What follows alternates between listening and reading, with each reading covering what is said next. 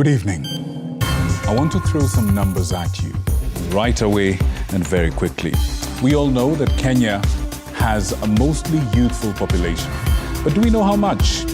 Apparently, those between the ages of 10 and 19 account for about 24% of all Kenyans.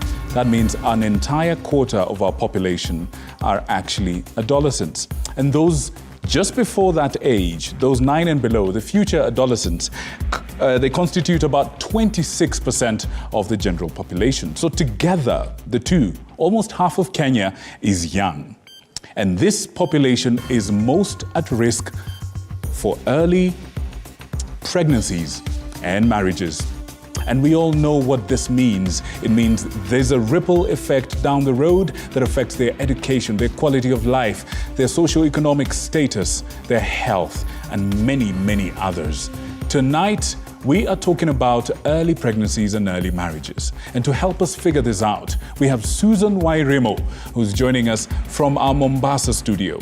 She's intimately intertwined in this particular subject matter, from experience and passion, as well as her life's work. And she's here to help us get some insight into this problem. Why are we losing so many girls to this thing? Why? Why is one county having 16,000 girls pregnant from January to June? 16,000, folks. Let that sink in for a moment. Let us shift gears to other news. First, the highlights. Tonight, following U.S. Ambassador Meg Whitman's assertion that President William Ruto had legitimately defeated Azimio leader Raila Odinga in the 2022 polls, I want to tell a rogue ambassador, leave Kenyans alone. Raila, visibly agitated, cautioned Whitman to refrain from involvement in Kenyan politics. Uasin Gishu Senator Jackson Mandago, along with his co-accused Meshach Rono and Joshua Kipkemboi, plead not guilty to charges in the Finland's education program scandal. I consider them for bond of 2 million Kenya shillings and one short of criminal amount or cash bill of 500,000 Kenya shillings. The charges were amended for the second time Thursday before being presented to them. Plus, Azimio la Umoja's legal counsel Paul Mwangi formally requests the International Criminal Court ICC to initiate investigations into suspected serious misconduct by the court's chief prosecutor Karim Khan. All that and so much more we have in store for you tonight on The Daily Report with me, Victor Moyakane, alongside Catherine Simaloy on Sign Language. We want to thank you for choosing us to inform you this evening. And with that, shall we begin? Azimio la Umoja, One Kenya leader, Raila Odinga, has hit out at U.S. Ambassador to Kenya Meg Whitman for her remarks about the 2022 general election at the ongoing devolution conference. Odinga slammed the ambassador, telling her off not to meddle in Kenyan affairs, and particularly talking about politics. Odinga's sentiments, of course, rubbing Kenya Kwanza allied governors the wrong way. Our reporter, William Moige, is present at the 8th Devolution Conference and has filed the following report for us. Day 2 of the devolution conference. Former Premier Raila Odinga was the main guest at the ongoing devolution conference at the Eldoret Sports Club. One of the former Premier Minister's concern being what he said was America meddling with Kenya's affair. The Ruto administration has made great strides and is committed to building a business-friendly environment. With the Azimio leader taking issue with the sentiments made by U.S. Ambassador Meg Whitman earlier while addressing delegates at the conference. I want to tell a rogue ambassador, leave Kenyans alone. He further asserted that if Whitman persists in commenting on Kenyan matters, there is a possibility that the opposition might find it necessary to formally request the U.S. government to withdraw her. Kenya is not United States. Kenya is not a colony of United States. Keep your mouth shut when you're here. Otherwise, we will call for your recall back to your country. And Azimio allied senators are the sidelines of the first biennial devolution conference, backing up their political leader, calling on the U.S. diplomat to recall her statement. It's against the rules of diplomacy for diplomats to get involved in very sensitive domestic issues. And we can only hope that these unfortunate remarks were personal and were inspired by the envoy's base corporate instinct of pleasing the buyer to close a deal. A section of Kenya Kwanza leaders were, however, quick to dismiss the Azimio side, maintaining that the statement by Whitman on the Kenyan election was factual. Honorable Raila Odinga came here to seek for attention. It's actually quite unfortunate to hear a man at such level talk about an ambassador and tell an ambassador to shut up. Perhaps it's time for me to tell Mr. Odinga to shut up. If it was said that the elections were not fair, he would have said, oh, that's a beautiful speech. But now that it was said that it is the elections were free, fair, and we also believe as Kenyans that these were the fairest since independence. I think those are things that are facts. And so we are here to tell him that we stand with what was presented yesterday. We believe what she said was the truth. Those are the facts about the country. The 8th Devolution Conference entering home stretch with high-octane politics being witnessed on its 4th day as Raila Odinga's statement drawing a sharp wedge between Kenya Kwanza and Azimio la Umoja allied leaders. Moige William, TV47 at the Eldoret Sports Club, Uasin Gishu County. That was the excellent William Moige. Thank you for that. Now, President William Ruto has nominated Renson Mulele Ingonga as the next Director of Public Prosecutions. In a memo presented to Parliament on Thursday, President Ruto asked Parliament to vet Mulele in accordance with the provisions of the law. Mulele has been appointed from a list of 15 other people who were interviewed for the job. But just who is Renson Mulele Ingonga? Andreen Kilemi with the details.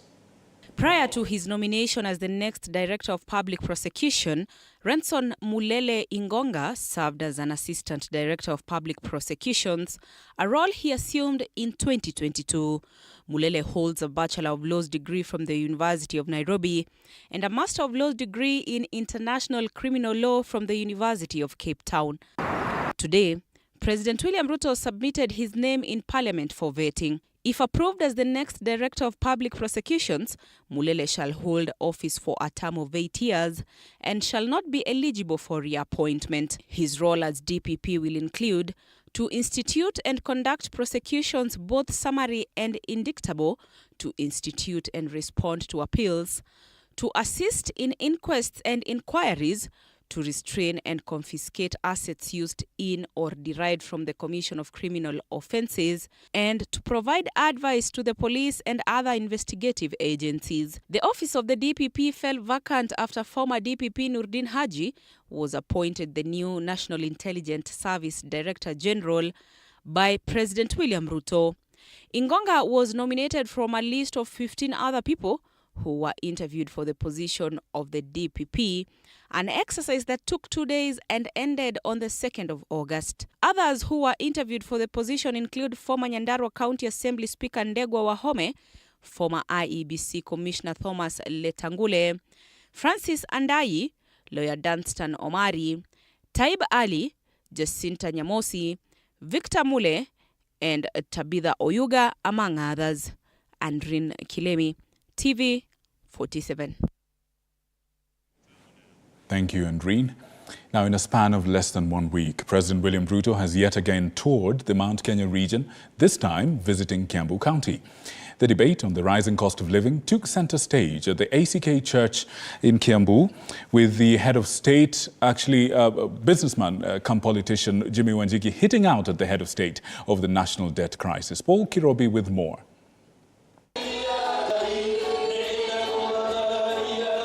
In his tour of Kiambu County, President William Ruto joined faithfuls at ACK St. James Cathedral, where he laid the foundation stone for the church. Corruption, debt crisis and the hustlers narrative took center stage in the church. Prominent business figure and politician Jimmy Wanjigi says the occasion to emphasize Ruto's commitments to the common citizens, contrasting them with the promises the president had made. Prior to last year's August election, Wanjigi conveyed that Kenyans were dissatisfied due to the lack of financial well-being and the prevailing debt crisis in the country. Contribution of our taxes inaenda kwa madeni. Na kwa madeni, tafadhali Rais, That is where we need to focus. Deni ambao inatukumba. On the basis of that, we must also operate on hope. In a quick rejoinder, the president said that Kenyans will only support themselves through paying taxes to the government, as this is a quick way of balancing the debt crisis. Tutakuza uchumi wetu kwa revenue ambayo sisi wa Kenya tutatoa. Tuweze kupeleka Kenya mbele. The bitter pill that seems to anger Kenyans is the issue of corruption that has become a major debate, which the president said he must deal with it, adding that corrupt county government officials will face the full force of law and that any leader implicated in a scandal will be held accountable. Pale Kasarani nilipatiwa Biblia, nikapatiwa katiba, na pia nilipatiwa upanga. Hii upanga hii ni ya kufyeka hawa wafisadi wote na wakora wote. Hiyo, I will not spare them. Later, the head of state went on a meet and greet tour in the same region, where he used the opportunity to castigate Raila Odinga and his Azimio coalition over their demands. Mulikawa kazi na mukagawa ikaisha. Mulipatiana ya rais, mukapatiana ya governor, mukapatiana ya mjumbe, mukapatiana ya MCA, kuna yenye mulibakisha.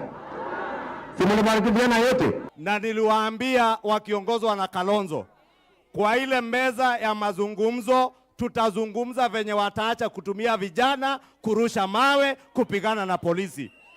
Na pia tutazungumza jinsi watakoma kabisa kuleta fujo na vurugu kila baada ya uchaguzi. The statement comes amid heated politics over the points of discussion by the bipartisan team drawn from both sides of the political divide. Paul Kirobi, TV47. That was Paul Kirobi, also known as Kirobi the Brand. Thank you very much.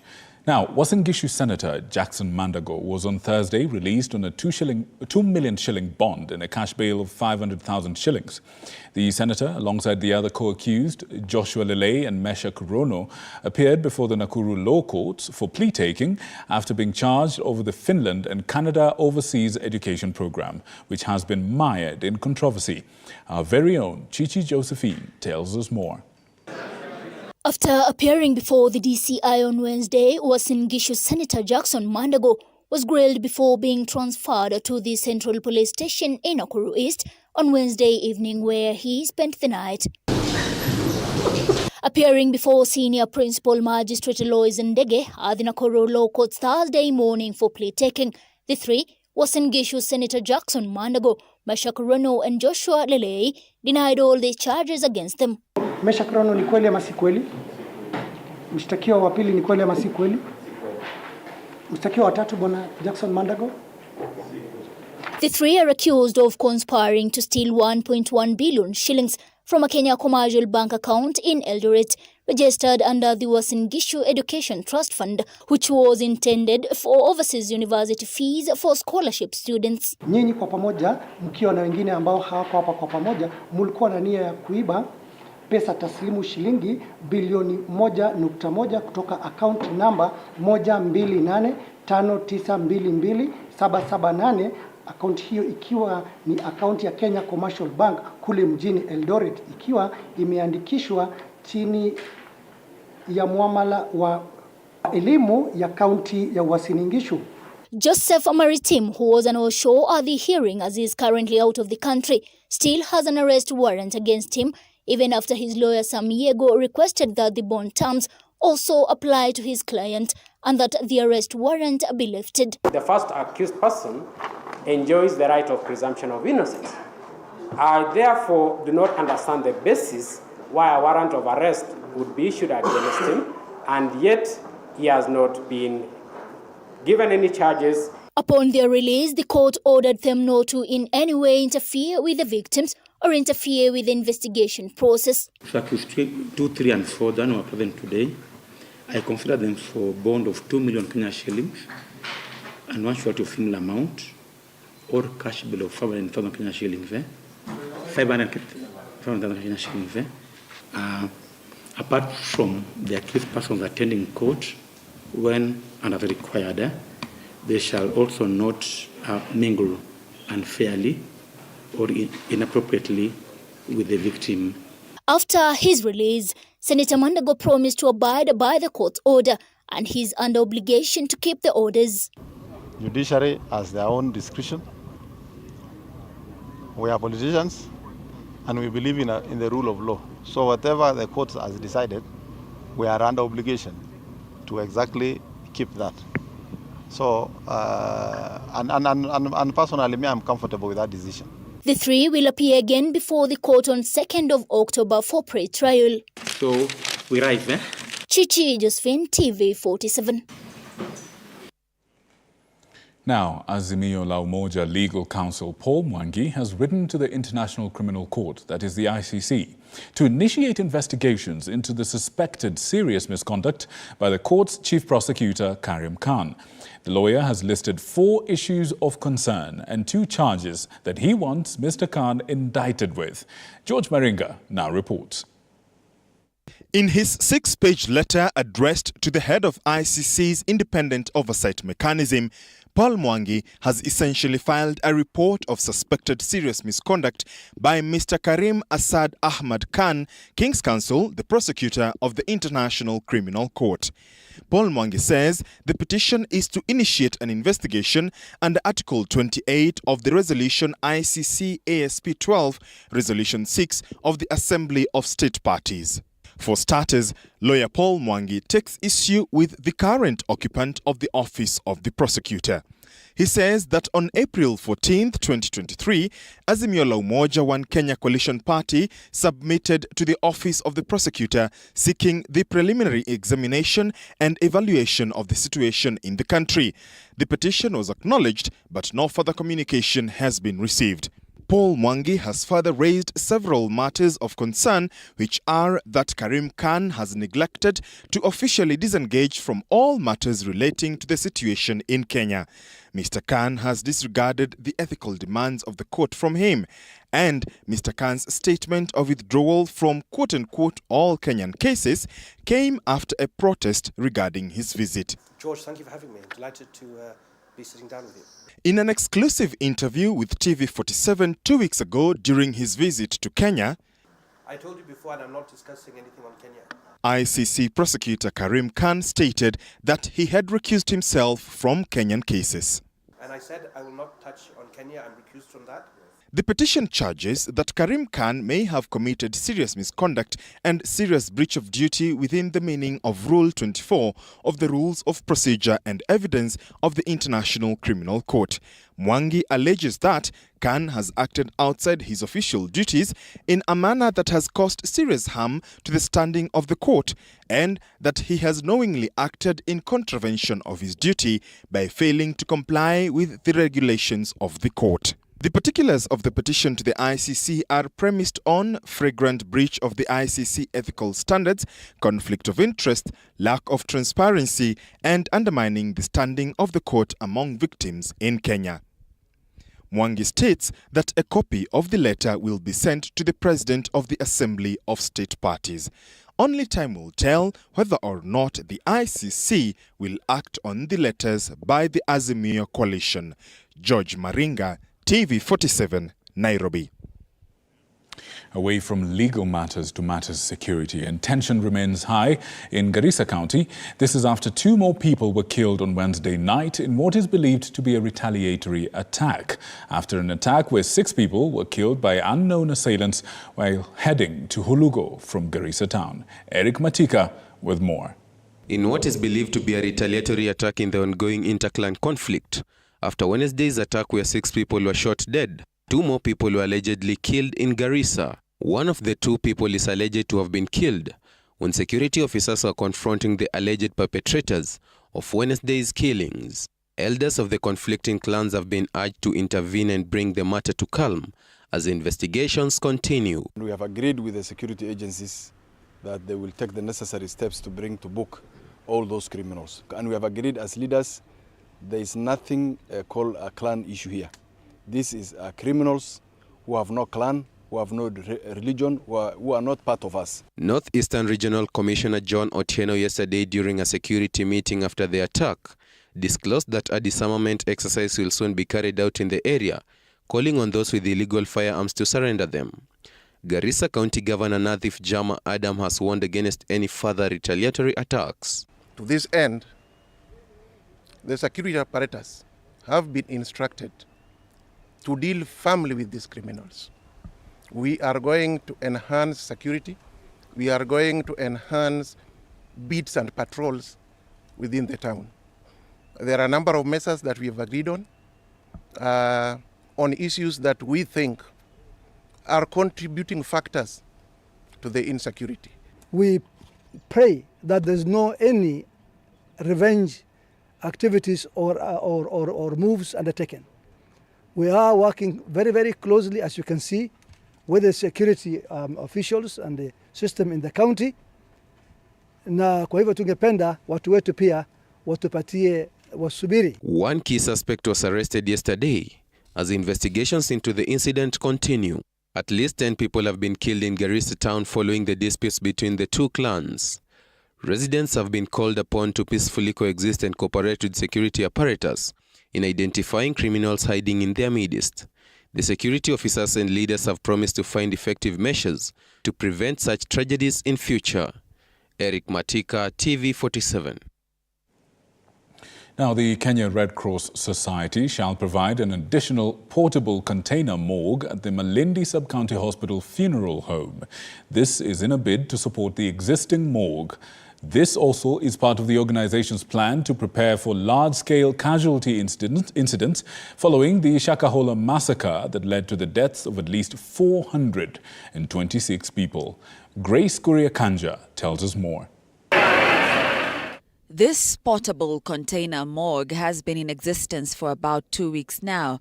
It is meant to boost the capacity of the Malindi Sub-County Hospital Funeral Home, and according to Red Cross, they will be unveiling a second portable morgue as the first one was already filled with bodies. We've put in a temporary morgue facility that has been in place for the last couple of weeks to support the existing morgue facility.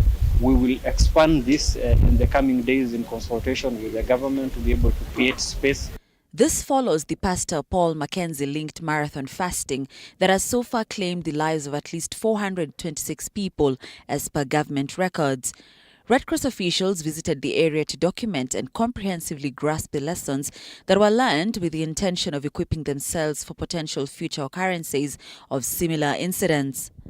When we put in place a mechanism for preparedness, it does not mean that we are hoping in the future such incidences will happen, but to plan and to be ready just in case it happens. The society met with volunteers who took part in the Shakahola search and rescue, exhumation and the general operation. Grace Kuriakanja, TV47. Can we just sit for a moment and consider that 426 people died at Shakahola? I feel like with the constant reporting that we've done, with the updates that we've done on this story, it sometimes makes it a little bit difficult to really comprehend that 426 people lost their lives, gone completely, just like that, never coming back. Let's just take a moment and consider that. And still, on something equally as unpleasant, the family of Patrick Letina in Naivasha is urgently seeking answers surrounding the circumstances that led to the tragic death of their 13-year-old son. The incident involved a fatal fall into a 63-foot borehole located within the premises of a local primary school. The young boy had been playing above a cover of that particular hole while waiting for his classmates when the unfortunate incident occurred. Our reporter, Willie Dennis Njiru, with that story. The incident occurred shortly after the pupils began their lunchtime recess during the holiday tuition. The deceased, along with his friends, visited the latrine where they started hooping on the damaged cover. Unfortunately, his curiosity led him to peer into the dark hole, resulting in a tragic accident as he slipped in head first. Alikuwa ananifuata, alikuwa mbele yangu, tuko tumetoka msalani na yeye, lakini alipita pali pabaya. Lakini sasa hiyo mbao ilikuwa hapo na shimo. Hiyo shimo mbao zake hazikuwa stable vizuri, lakini sasa kukanyaga hivi ya kwanza ikavunjika. Sasa ikabidi angalie chini angone nini, lakini alikuwa mzito sana kushikiliwa na hiyo mbao na akaanguka kwa hapo sasa. Patrick Letina, who had come to the school to deliver lunch for his class 6 son, received devastating news from his colleagues. Hata nilikuwa nimekuja kuletea yeye lunch. Kufika pale nimesimama kwa gate hapo nimeongoja mtoto ninaitiwa hapo hivi mtoto mwingine akaniakuja kuniambia ati ndo ameingia kwa shimo. The Naivasha Fire and Disaster Management Brigade worked relentlessly to access the narrow hole while the father watched from a distance, realizing the gravity of the situation. Msimu kama hiyo watu wanaachilia tu. Hata eti wanafunga na mbao yenyewe imeoza. Mpaka naona jua watoto wanakuja kucheza hapo hivi. After approximately half an hour, the tragic fate of the child became apparent. This led to a public outcry, with angry citizens accusing the school of neglecting safety measures for over 2,500 students. We are very sorry. It's so painful. He was such a good boy. A very horrible tragedy. Very horrible. Very horrible. Questions now linger as to how the holiday tuition went on at the school in contravention of the Ministry of Education holiday guidelines. The fee for the tuition ranging from 30 to 50 shillings per pupil.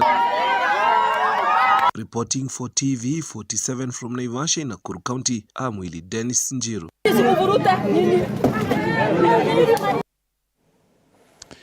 We can only pray for God's grace, peace, and comfort for that family.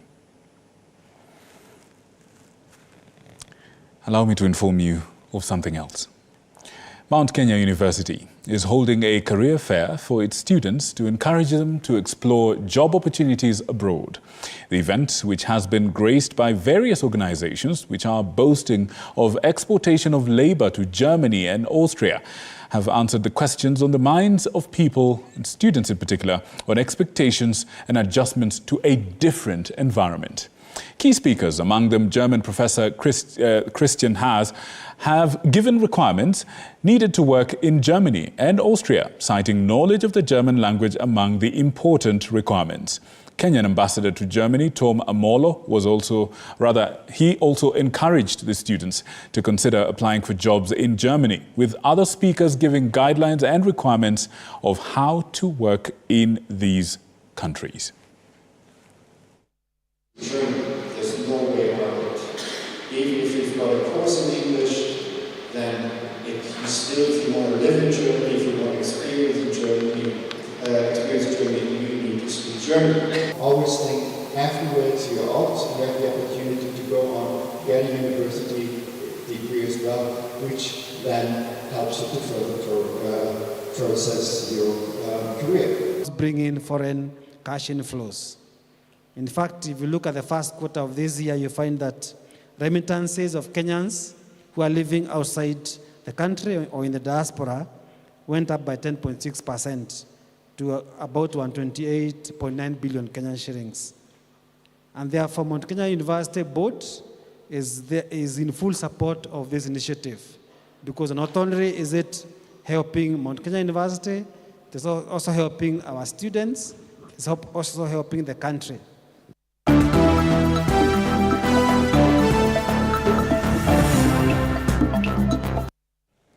Time now for some business. And the Cooperative Bank of Kenya has recorded a jump in its first half-year profits, posting a net profit of 12.1 billion shillings. This is compared to the first half of 2022, which stood at 11.5 billion shillings, a move that represents about 7.4% of growth.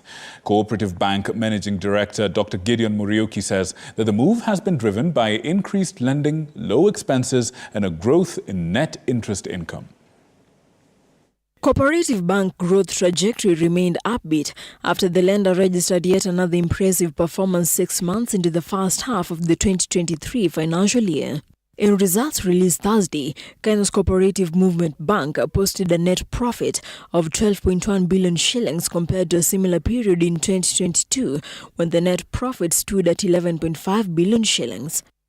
The bank credits the growth to its net interest income that grew from 21.1 billion shillings to 21.5 billion shillings, representing a 2.3% growth.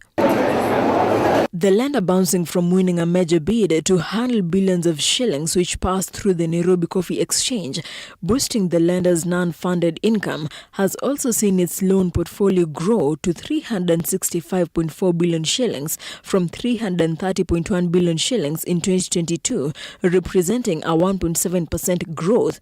This as the bank slowed down lending to the government in favor of the private sector. Also boosting the bank's performance was a decline in total operating expenses from 19.2 billion shillings to 19.1 billion shillings, a decrease of 0.1%. Cooperative Bank Managing Director Gideon Muriuki said the strong performance is in line with the group's strategic focus on sustainable growth, resilience and agility. Muriuki further said credit management remains a key focus area, with the group prudentially making provisions of 2.9 billion shillings, which has enhanced the bank's loan loss reserve or coverage levels to 71.1%. The bank has also posted growth in non-interest income, which grew by 4.0% from 13.3 billion shillings to 13.8 billion shillings. Cooperative Bank's M-Corp Cash mobile wallet also continues to drive substantial non-funded income streams, with 5 million customers registered and 41.3 billion shillings in loans disbursed in the first half of 2023, averaging 6.9 billion shillings per month. With MSMEs making up 15.8% of the bank's total loan book, Muriuki says the bank has disbursed 11.7 billion shillings to MSMEs through the mobile e-credit solution, which the bank holds in high regard as MSMEs are critical in post-COVID economic recovery. Thanks to its digital strategy, Cooperative Bank has successfully moved 91% of all customer transactions to alternative delivery channels, a 24-hour contact center, 546 ATMs, mobile and internet banking, and over 17,000 network of Coop kwa Jirani agents. I suppose if you own shares of the Cooperative Bank of Kenya, you are laughing all the way to the bank. Pun intended. And on that note, let's take a short break. We'll be right back with our discussion on Insight tonight. We'll look at our young people, easily a quarter, almost half of our population in the country, dealing with the subject of early marriages and early pregnancies. Let's take a break. We'll be right back and get into the meat of the matter.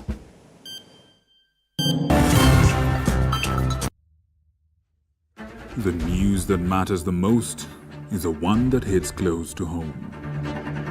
When disasters strike, we are there to inform you. When the bullets are flying, we tell you who's shooting and why. Reporting on your victories, your health, your money, your security, your past, present, and future. We are interested in telling the stories of creativity, hard work, and resilience that you are known for. That is our job. This is my job.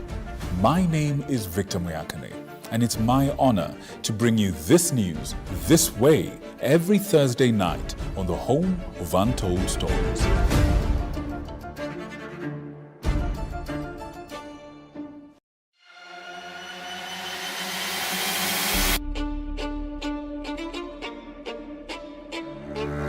Katika majengo haya, hapa ndipo sheria zinapotungwa na zinapopakuliwa. Nitakuletea viongozi mbalimbali, mirengo mbalimbali, wote kwa pamoja wakipika na kupakua. Tutawapa nafasi kuweza kuangazia changamoto na mafanikio ya ugatuzi katika ukumbi wa siasa kila siku ya Jumanne kuanzia saa 1 kamili na kuendelea.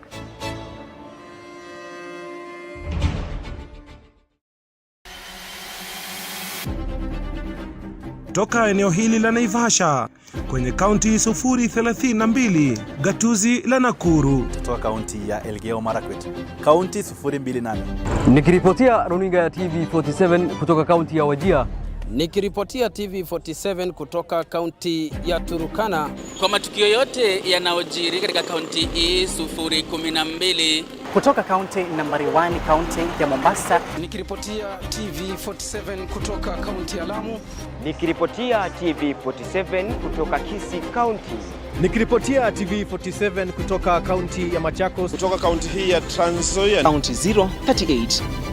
Kutoka gatuzi nambari 029, kaunti ya Nandi, chemichemi ya mabingwa. Nikiripotia TV47 kutoka kaunti ya Kakamega.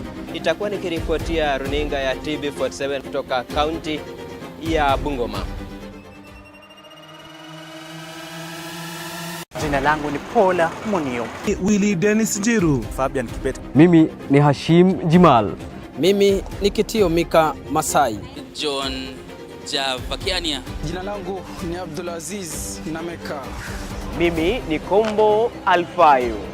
Jina langu ni Nicholas Mbai. Isaac Famba. Mimi ni Wanji Sosti. Jina langu ni Arnold Adidi.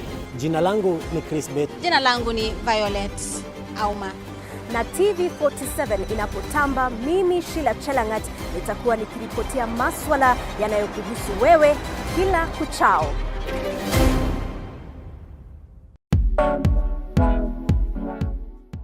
Every Thursday 7:30 p.m.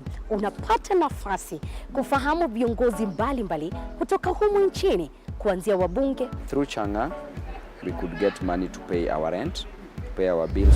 When I was growing up, water was a problem where I was born and bred. We wake up at 3 to go and look for water. Magavana must be ready to be a tough woman and not a woman to be walked over. Kwa hivyo you respect people. Dari ya mfahamu kiongozi, story na historia, na mi Elizabeth Muchuku.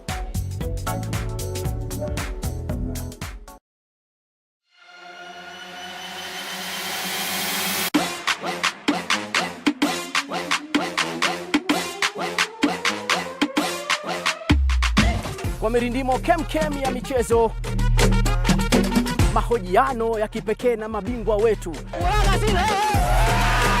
makala ya kuvutia pamoja na matukio mubashara viwanjani. Shabiki, tutapiga mbizi katika kila kiwanja, ndani na hata nje ya nchi.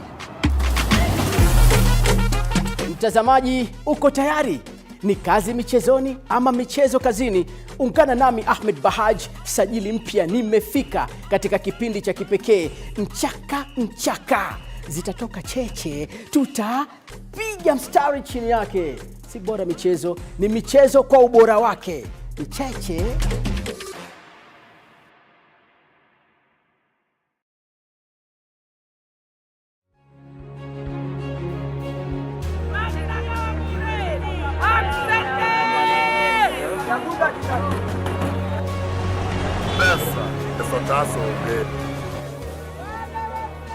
They say money makes the world go round.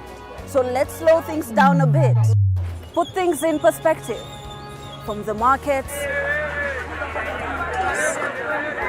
to the streets to the stocks, we make the complex comprehensible.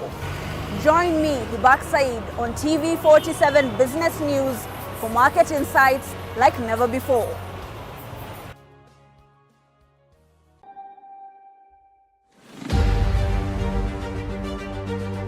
What's making the headlines? What does it mean to you? How does it affect you? We answer all these questions every Sunday for half an hour on To The Point Show. Hey, I'm Grace Kuriakanja, and a lot has happened this week. Let's dive into our youth. And to help us understand this subject, I'd like to introduce my guest tonight. Her name is Susan Wairimo. Susan is a social change advocate. That's the precise name to describe her. She's also a climate justice advocate, and she's very, very passionate about sexual and reproductive health issues. She's a founder of Inspire Teenagers Foundation. You can see that on her t-shirt, which is a platform where she shares her story and experience as a teen mother. And the hope, of course, is to give a sense of hope a future to other teen mums. And the goal of this initiative, of course, is to tackle high rates of teenage pregnancies and period shaming in her community, as well as being an advocate for girls' education. That's the kind of caliber that we have tonight on Insight. Surely, we can expect some insight from her. And Susan, thank you so much for joining us. Susan is joining us from Mombasa. Good evening, Susan. How are you doing? Good evening, Victor. I am very well. Thank you so much. Right, the pleasure is ours. Now, Susan, I'd like to invite you and our viewers to be able to look at this story that we're about to watch just now. And first, it comes with some sobering statistics here. Apparently, according to the Kenya Health Information Systems, about 104,821 girls, teenagers, girls under the age of 19, in Kenya, 104,000 were impregnated between January and May of this year alone. And these are just very modest statistics. Some people believe that these statistics could be higher. And most of them being students in secondary and primary schools. And this raises questions about their safety and how difficult it is to control early pregnancies in the country. I'd like to invite you to watch this story by our reporter, Mwanambai, to just be able to see the scope of this particular problem as we bring it home before we begin to discuss it. Let's have a look. At Skia Village in Machakos County, we meet Magdalene, not a real name, a junior secondary student who became a mother at the age of 14. Nilipata ball kwa class 5 kwa sababu nilikuwa nasoma. Hata mimi mwenyewe sikuwa najua kama niko nayo. Wazazi ndio walikuja kujua. Walipojua nikaanza kuteteshwa. Mpaka hata nikatolewa hapa kwa boma yenyewe. Nikaenda kuishi na shushu yangu. For 2 years, Magdalene dropped out of school to parent a young daughter. Both Magdalene and a young daughter depend on Agnes, a mother, for their daily survival. Kunakosekana breakfast, lunch na saa zingine sapa. Na hizo saa mtoto anataka tu kunyonya. Saa zingine analia sana. Mtoto akakuwa mkubwa. Nikarudi shule. Sasa inanibidi saa zingine nilikuwa shule tu, natoka saa 5 na kuja kuona mtoto. Na saa 7 pia. Hata saa zingine sijakula. Mtoto tu anakuja ananyonya tu na mimi narudi shule. We meet Agnes Joshua, Magdalene's mother. She talks of how her daughter's pregnancy changed her life and how she copes. Katika mwisho nikakuja kugundua huyo mtoto ako na mimba. Mimi nikashindwa mimba ilitoka wapi. Sasa hiyo kitu ikaniuma sana. Na mimi sasa nikavumilia tu. Chakula inakuanga shida, saa zingine anaenda shule bila kukula na anakuja kunyonyesha mtoto. Sasa niko na shida mingi. Magdalene's case is just a tip in the iceberg, reflecting on the grim picture faced by many poverty-stricken families in the country, with rising cases of students getting pregnant and shouldering the burden, while in cases of abuse or defilement, perpetrators walk scot-free. Welcome. Yes, welcome. Shockingly, some say the situation is not going to change in time soon, despite the existence of many laws to protect the children's rights. Justice Mutia, who is a lawyer of the High Court of Machakos, argues that there is a missing gap in the children protection rights chapter of the law. Hao watoto kisheria wamekuwa protected kabisa, na hiyo balancing ya kuhakikisha tunaleta nidhamu ndio inapaswa kushughulikiwa, ndio tuhakikishe hata hii mambo ya nidhamu ya watoto inaenda chini. Swali lile linaingia ni hili: watu wale wako nje ambao sio wa familia, sio wazazi, watashiriki anje katika kuleta nidhamu katika watoto wetu? Hilo ni jambo ambalo ni kama limeachwa hanging katika sheria, liko hapo alinjashughulikiwa. Kwa sababu hiyo mambo ya community, hiyo tunaita community parenting, ni kama imefungiwa kisheria. The protective law is not enough, and at Machakos County Assembly we meet Annabel Ndilo, a nominated county legislator MCA, who blames poverty, moral decay and modern lifestyles as a major cause of early pregnancies among teens. The issue of mbabas has come up because of irresponsible parenthood. As a mother, you see your girl the other day, she was attending barbers. But today you see them, they are putting wigs worthy 20,000. And you as a parent, you cannot take upon that role to ask the kid, where did you get the wig? The statistics are shocking. Even more shocking is that this year's numbers exceed last year's by a long gap. Clearly, something is going wrong, indicating increasing cases. And now, experts like Mutia urge that it is time to change the method used to protect the children of Kenya. Kuko na haja ya kutafuta vile tutaleta balance ili tuhakikishe vile ilikuwa zamani watu wote wangeshiriki katika kuwalea watoto na wawe kama ni yango ya mtoto, kama ni watu wengine wa mtoto wanakutana na mtu hata hapo nje kwa kijiji, inakuwa kila mtu anaweza kukanya mtoto bila kuongopa. Nicholas Mbai reporting for TV47. Thank you, Nicholas, for that very harrowing report. Clearly, the statistics are shocking. And even more shocking is that this year's numbers exceed last year's numbers in the same period. So what's going wrong? What's happening? Or rather, what's not happening? We have Susan to help us break this down. Susan, karibu sana. Thank you for joining us. Can you put us in the picture? What's going wrong with these numbers? Thank you so much, Victor. And listening to the story that you just aired, I will say that is what is actually happening. And to paint it clearly, as a young girl who went through the same situation of being a teen mom, and first of all, you get to understand that the community once looks at you as someone who is sort of like an outcast. Your conversation now changes. If you are someone who people would have seen as someone who could succeed in life, now they start looking at you as someone who either you got very bad parenting from your parents. And I've had the man who was saying that while you were growing up back then, there used to be that communal raising of children.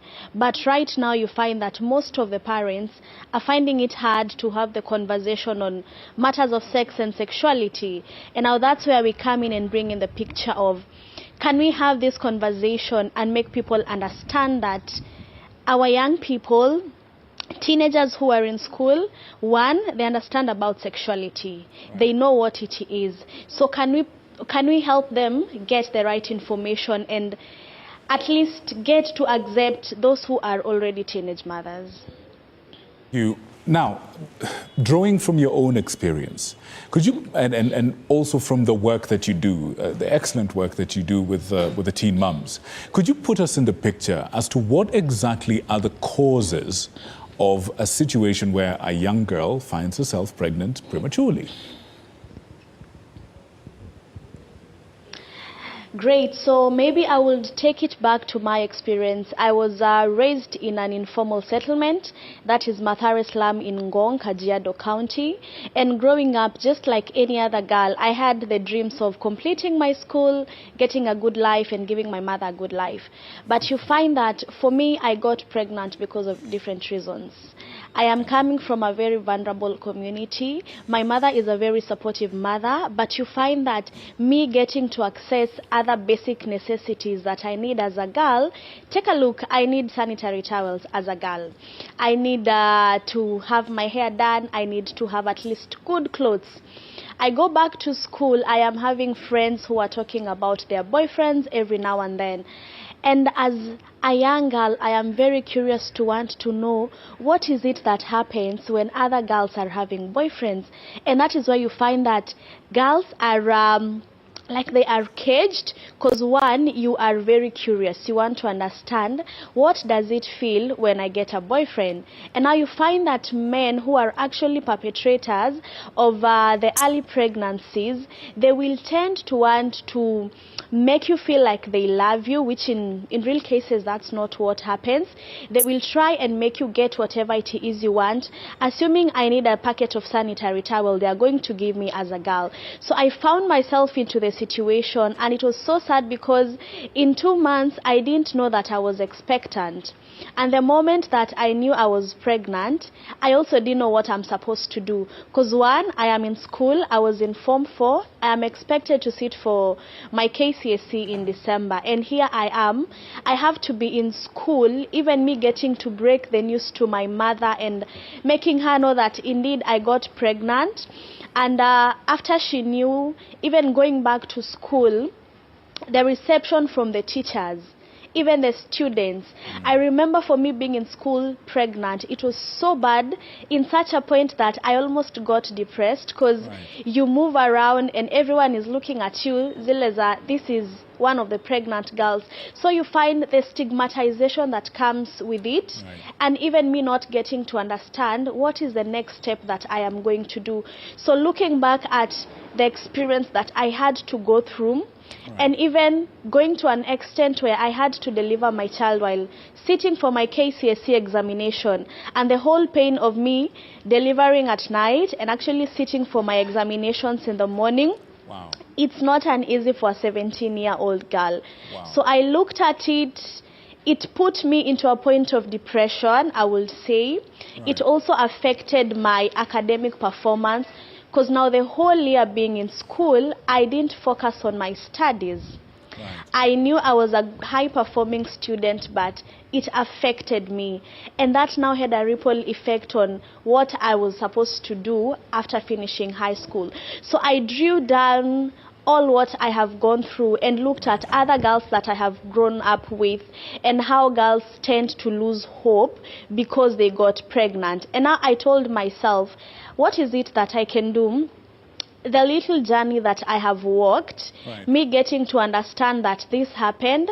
One, it is not me who wanted it to happen. Two, everyone looks at me as someone who has lost hope with life, but I believe there's still hope in me despite me getting a child. So I used what was meant to be my source of pain to help other young girls who are teen moms to be able to understand the journey that they have gone through, to first of all heal from it, accept who they are, and now look at what is it that I can do, what is the dream that I had before that I can still achieve it in this journey. That's an amazing story, Susan. Thank you so much for sharing it, and thank you also for turning what was supposed to bring you down to be something that actually helps a lot of other young people out there. Thank you for that. Now, there's a debate right now. The KCCB, we're talking about the clergy, was talking about introduction of sexual education in schools, and that's something you've touched on earlier on as your introduction.